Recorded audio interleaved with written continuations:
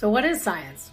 Well, it's not a collection of facts or ideas. It is a process that yields models of the world that should accurately predict outcomes and capture all known observation and evidence. When it does not succeed in doing so, it must be updated and changed.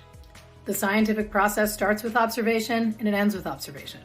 Products of science must be continuously vetted and challenged against new evidence and rigorously tested by experiment. Therefore, we rely on millennia of people fucking around and finding out in order to be where we are today. A theory is a model of the natural world that is supported by an overwhelming body of evidence. A feature of a theory is that it must be able to be disproven. This is critical in that it requires a theory to be constantly challenged and modified as new information comes to light. Theories are the most powerful construct that the scientific method yields.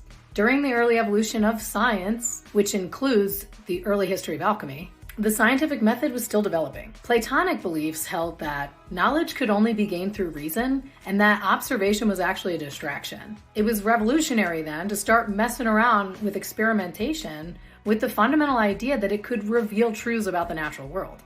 Early chemists and alchemists built apparatus, manipulated matter based on early hypotheses, observed outcomes, and then produced models or attempts at explaining what was observed.